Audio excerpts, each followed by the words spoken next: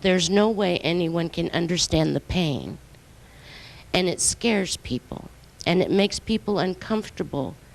And I didn't realize till just the other night when I was talking to Dr. Dominique, I was getting that tilt of the head and the look. You know, they don't know what to say, so they look at you like you're dead. They look at you with the, oh, or the look that my brother gives me. My brother's a big fancy guy, highly educated, very overpaid, but he's a good guy, and he's my brother, and I love him regardless. But he looks at me with the cross eyes because his background is in psychiatry, and he looks at me with the cross eyes, like, well, you're getting the attention you've been seeking for so long. You're getting the attention, you know. Yeah. I'm the after.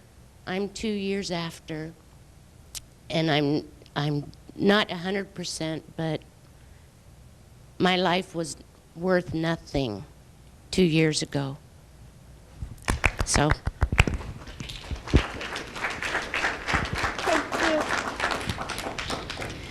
Well, next month is my 2-year anniversary, too. So, I only found Dr. Engel because a little birdie said, "Hey, she's helped a couple of my family members. I think you need to check her out." That was the end of my journey. It started years before, when all of these symptoms started coming on that were, you know, totally baffling me. But the doctors actually looked at me and said, "You know, these things happen when you're getting older." Another one told me I was crazy, needed to go on antidepressants, all of this stuff too. So, you know, it's about searching, it's about standing up for ourselves, it's about not stopping until we find the answers. But also, I think that kind of a call to arms for the patients. We've got to talk to the hospital, and you know, the management, the people who are tying doctors' hands, we've got to let them know, hey, you know what, as soon as one of your family members needs this, or you're going to really wish that she had the freedom to do what she needs to do. But it's got to start somewhere. You know, we know we're not crazy. We may not realize everything that we're compensating for, you know, but we've got to stop being embarrassed about it too. Now that everybody else left, I can say the one thing that's revolutionized my time management here. I had no clue that when you peed, it wasn't supposed to go trickle, trickle, trickle, trickle. I had no clue. Now, so she's asked me, I'm going in thinking, okay, I've got all these other symptoms, you know, no way are they related to my urinary tract at all. But she's got a question on her form about that. What? So, but she said something very important. At that point, I had no idea what normal was. Now I know what normal is, and I'm saving time in the day. But people don't know. We don't know what we're compensating for. One of my relatives said to me, it was like at some point an elephant was born on my head. And as the elephant grew, I learned to deal with it until I could no longer deal with it. As a professional, as a mom, I could no longer deal with it, and I started asking for help, and I got the brush off. It's all in my head, it's all in my head. It kind of was. But, Yes. but the point is that we've got to start here. You know, people are shutting down the doctors. They're not letting the ones that, you know, she's not the only one in the U.S., you know, neither is North Carolina. But the doctors aren't open to talk about it, and we're being shut down too. So I think it's just taking that step, that leap of faith, that we're gonna step out on that limb. We're not alone, and as long as we keep talking and we don't allow them to silence us, we're gonna be okay. Yeah, and I want to bring up to the fact that there is something you will see on the back table that is a Chiari 1, which I described there. But really, this is just the tip of the iceberg. The Chiari 1 is the tonsils down the foramen magnum and so on and so forth, and it's well known and it's well studied, and the Chiari 1 Institute, the Chiari Institute in New York, has NIH grants to study that.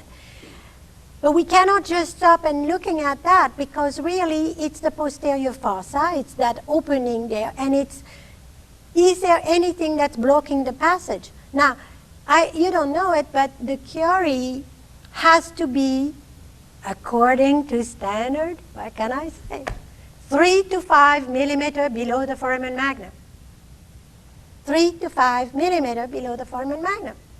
Well, tell me, what's the difference if 3 to 5 millimeter below that hole is blocking the cerebrospinal fluid passage if the tonsils are in the hole, just barely in? They're still blocking the passage. What's the difference? What is the difference? If we accept that the cerebrospinal fluid is kind of the all vital fluid to sustain the brain, that cleans out the waste and brings the goodies in, then inside the foramen magnum is enough. You don't have to be 3 to 5 millimeter. But all those things are taught to us, and I got to tell you, I mean, about, I don't know, 20 years ago, it was a centimeter below, like this young lady I showed, 25 years old. After that, it has gotten to 3 to 5 millimeter. Is it going to take us another 20 years to get to inside the foramen magnum? Do we need to understand the mechanism rather than putting arbitrary numbers? Do we need to look at the blood vessels rather to put arbitrary number? Do we just need to get a cross-section of the brainstem and look if anything is pushed? It should float happily. There should be some room between the blood vessels, and in fact, I can't even get into that. But this is all well known because there is a surgery that we do back there for compression by a blood vessel. Technology is going to get us out of this hole because we're breeding a whole bunch of Alzheimer's, Parkinson's, MS, you name it. Anyway, you heard it all. Let me hear from one more patient. Well, I too belong to the Church of Engel. Oh no, that's too much. You're going to edit that out. And some of my friends, I went before some of my friends. I think I'm actually 2.5 years post-op now, and I can say I'm 100%, probably more than 100%. And I had the burning feet big time, and major pain for at least, my husband, I heard him say tonight, 2 decades. I think it was longer than I realized how bad.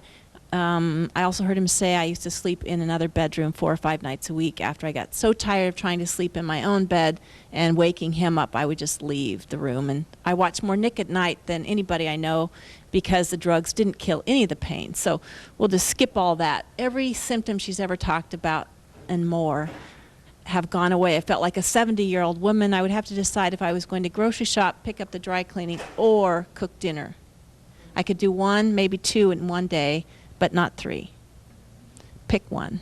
And if you're a female or male, I could barely hold a job.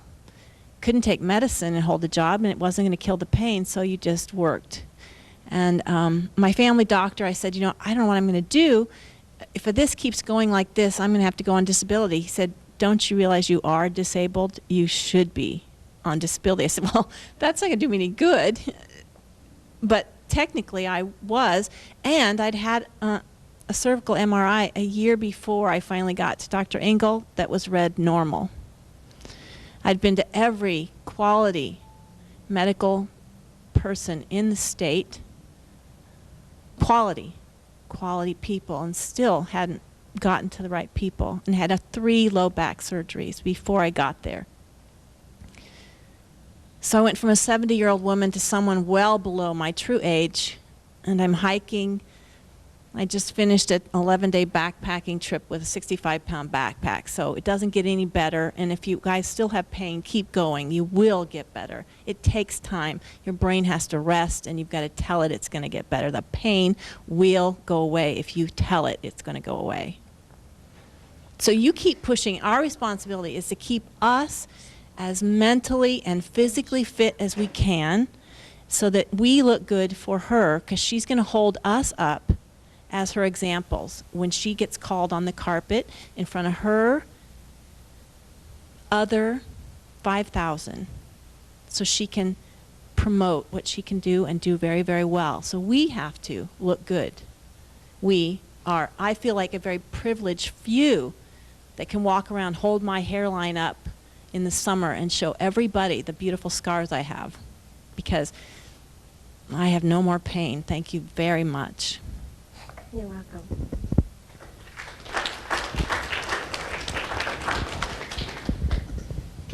Okay, we're done. Everybody happy? All right, so we'll go along and none of us will be quiet about it. Thank you for staying the long time you stayed. Thank you.